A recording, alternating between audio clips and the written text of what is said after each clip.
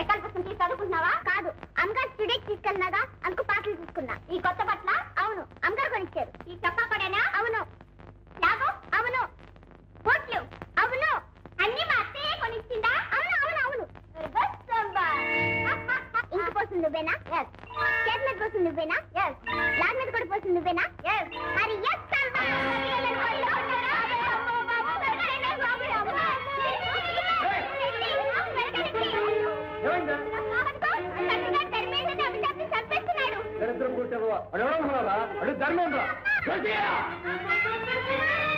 పసివాడిని గొడ్డును బదిలిటి వస్తావా?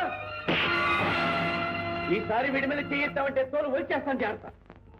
ఏంటి నా ఎంగిలి మెతుకులు తింటూ నా మీదే చేసుకుంటావరా? నేనేం చేస్తావు చూడు. ఇంకా ఏం చేయగలవరా? నా అభిమానాన్ని చంపేసి నన్ను చంపేశావు. చీము నెత్తురు లేని చింకి పాత్ర తయారు చేశావు. ఇంతకంటే ఏం చేయగలవు? పచ్చి కోత నేర్చిందే. నువ్వు ఇంకా ఒక్క క్షణం ఇంట ఉండటానికి లేదు. వెళ్ళరా ఎలా? నువ్వు చెప్పక ముందే నేను వెళ్ళిపోవాలని ఎప్పుడో నిర్ణయించుకున్నాను రా బాబు. వీళ్ళంతా ఈ చూరుని పట్టుకుని వేలాడే గబ్బిలను నిన్నేం చేయలేదు. నువ్వు సరితమ్మ గారి అభిమానాన్ని సంపాదించావు. నీకేం పర్వాలేదు. నిన్ను బాగానే చూసుకుంటుంది, పైకి తెస్తుంది. మంచి పేరు తెచ్చుకుని నిన్ను ఇంతగా తీర్చిదిద్దిన నీ కన్ను తల్లి రుణం తీర్చుకో.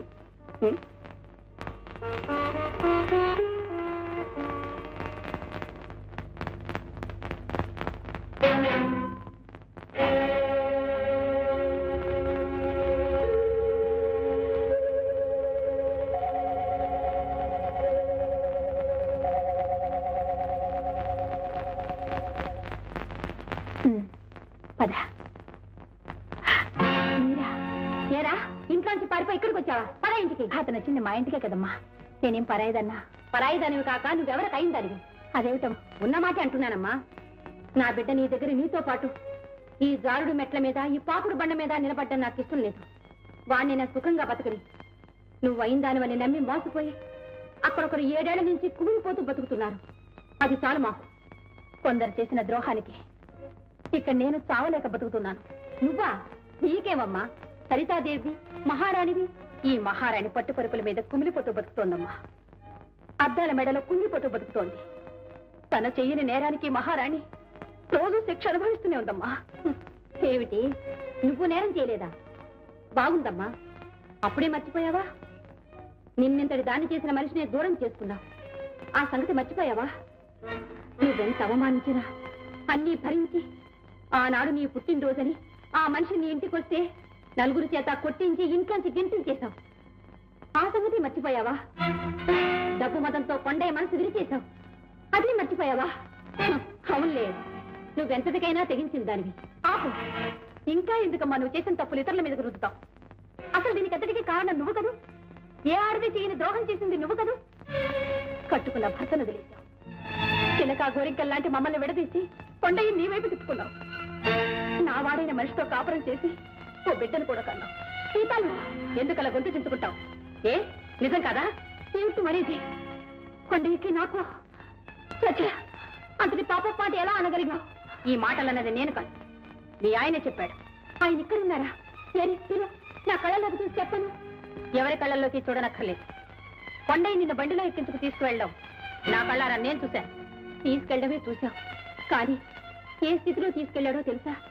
స్టేషన్లో డబ్బు దొంగతనం చేసి మా వారు నన్ను ఇంటిని వదిలేసి పారిపోయారు. ఆ కారణంగా నాన్నగారు ఉద్యోగం పోయింది. ఆ అవమానాన్ని భరించలేక గుండెపోటుతో చచ్చిపోయారు. ఆయన సిక్కులేని దాన్ని అయిపోయాను. పైగా గర్భవతిని. ఆ ఊళ్ళో ఉంటే పాత జ్ఞాపకాలు బాధ పెడతాయని నన్ను మరో ఊరు చేర్చాడు కొండయ్య. అత్తగారింటికి వెళ్ళవలసిన నేను అన్నగారింటికి చేరాననుకున్నాను. ఆనాటి నుంచి నన్ను నా బిడ్డని కంటికి రెప్పలా కాపాడుతున్నా. తోడబుట్టినవాడు కాకపోయినా నీడనిచ్చిన దేవుడమ్మా అతను. నేను చెప్పిన మాటల్లో చేసిన అబద్ధం ఉన్నా ఈ ఇంటి నుంచి నా బిడ్డ శవాన్ని మోసి పెడతానమ్మా. ఏమిటో మా అందరి కష్టాలు అతను తీర్చగలిగాడు, కానీ అతని కష్టం తీర్చడం మాత్రం మా వల్ల కాలేదు. మాకు 1000 చేతులున్నా అతని కన్నీళ్లు తుడవలేమమ్మా. ఆ శక్తి ఒక్కరికే ఉంది. అతని మనసులో ఒక్కరికే స్థానం ఉంది. అది ఆనాటి సీతాలకి.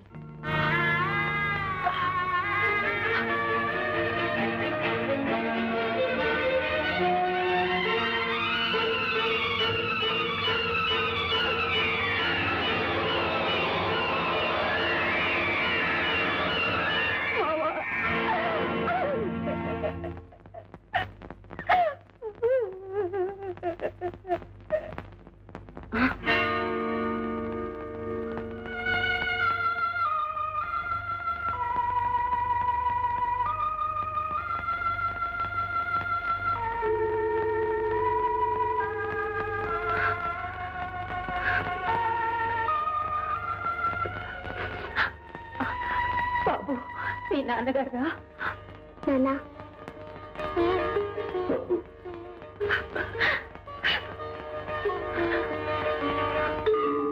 ఏమిటి, మీ అన్నయ్యే నీకింత దారుణమైన ద్రోహం చేశాడా? అవును రవి గారు, పగవాళ్లు కూడా తలపెట్టిన అపకారం నా తోడ పుట్టినవాడే నాకు చేశాడు. వాళ్ళ మాటలు నమ్మి నా మావని అపార్థం చేసుకున్నాను, దూరం చేసుకున్నాను. అందుకే రవి గారు, వెంటనే మా ఊరెళ్ళి మా మావ కాలమే పడతాను, నా తప్పు మన్నించమని ప్రాధాయపడతాను. కానీ ఇక్కడి నుంచి ఎలా వెళ్ళిపోగలవు సరికాదేవి? నీ చుట్టూ నువ్వే ఓ బంగారు పందిరాన్ని కట్టుకున్నావే. ఆ పందిరాన్ని బద్దలు కొట్టుకుని వెళ్ళిపోతాను, ఈ బంధాన్ని తెంచుకుని పారిపోతాను. నువ్వు పెంచుకున్న పేరు ప్రఖ్యాతులు, కీర్తి ప్రతిష్టలు తెంచుకుంటే తెగిపోయేవి కావు సరికాదేవి. అవి నీకంటే ముందుగానే మీ ఊరు చేరుకుంటాయి, నీకు మీ మావకు మధ్య అడ్డు నిలుస్తాయి.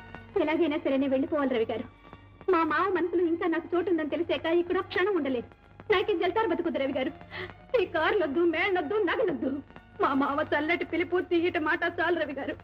నన్ను ఎలాగైనా పంపించేయండి, వెళ్ళిపోతాను. అదేమిటమ్మా, నువ్వు పెడతానంటే నేను కాదంటానా? కానీ మీ ఇద్దరూ కలిసి బతకాలంటే దానికి ఒకటే మార్గం ఉంది. ఏమిటది? ప్రఖ్యాత నటీమణి సరితాదేవి తెల్లవారేసరికి చచ్చిపోవాలి.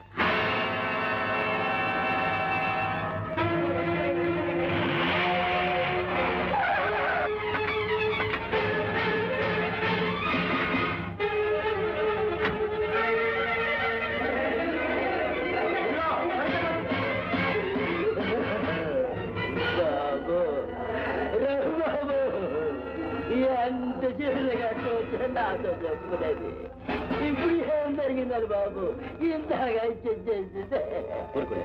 అదే నాకు అర్థం కాలేదు. అసలు సరితదేవులు ఆత్మహత్య చేసుకోవడానికి ఏదైనా బలమైన కారణం ఉందంటారా? ఏముందని చెప్పంటారు? అడిగోనండి, ఆ రాత్రులేనండి కారణం. నా తల్లి బతుకులన్న కారణం డబ్బుడో తీకు తిన్నాడు. ఆ తల్లి చెల్లు పోయింది.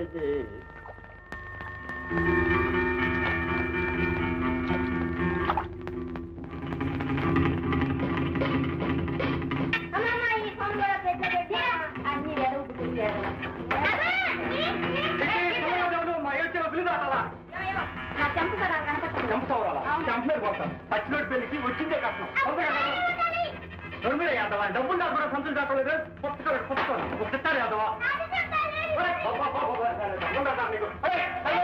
హలో హలో, ఎవరు? రాజుగారా?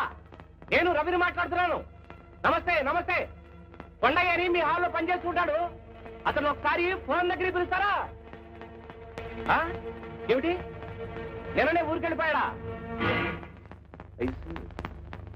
థ్యాంక్ యూ బాబు. ఆడికి కూడా ఈ విషయం తెలియపరచలేదు బాబు. ఏదో వాళ్ళు సుఖంగా బతకలేండి బాబు. సింహాద్రి గారు, ఒక విషయం చెప్పనా? చచ్చిపోయింది సరితాది, మీ సీతాలు బతికే ఉంది. ఏమిటి బాబు మీరు అనేది? నా బిడ్డ బతికే ఉందా? అవునండి, సీతాలు కొండని చేరుకోవాలని నిర్ణయించుకుంది.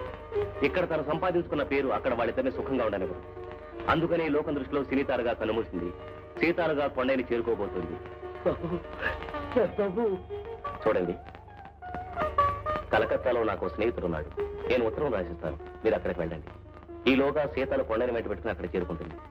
ఎవరూ గుర్తుపట్టని ఆ ఊళ్ళో ఈ రంగుల వల నుంచి దూరంగా హాయిగా మీరందరూ ఉంటారు. కానీ బాబు, కన్న తండ్రిగా ఆడేదాన్ని కలపలేకపోయాను. మీరు ఆ పుణ్యం కట్టుకుంటున్నారు. మీరు నేను తీర్చుకోలేను బాబు.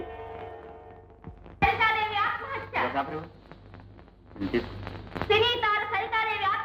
ఆత్మహత్య చేసుకుందా? అవునమ్మా, ఇదిగోండి 30 పైసలు ఇవ్వండి. అలాగే. సరితాదేవి ఆత్మహత్య.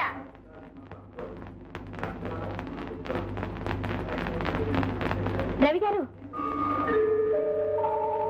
నేనే మోసపోయానే. మీరు లోకాన్ని మోసం చేశారుగా. చూసారా నా ఫోటో నల్లటి బార్డర్తో ఎంత చక్కగా ఉందో. పోన్లే, ఎన్నాళ్ళు నలుగురు కళ్ళు నీ మీదే ఉన్నాయి. దీంతో దిష్టి తీరిపోతుంది, పీడ వెరగడైపోతుంది. నువ్వు కొండయ్య చిలక గోరింకల్లా హాయిగా ఉంది. కానీ ఈ బొమ్మ చూసినప్పుడల్లా నీ మాటలు గుర్తు చేసుకుంటాను. దీని మీద నీ సంతకం చేసే బాబు.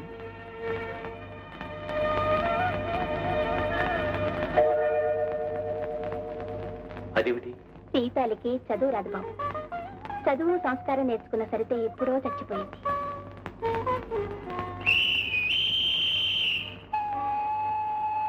వెళ్ళొస్తాను బాబు.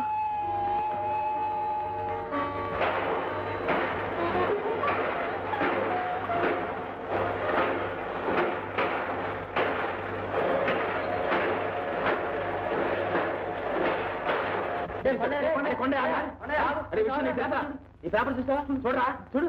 ఏంట్రా? చూడరా, మన సీతాలు ఆత్మహత్య చేసుకుందంట.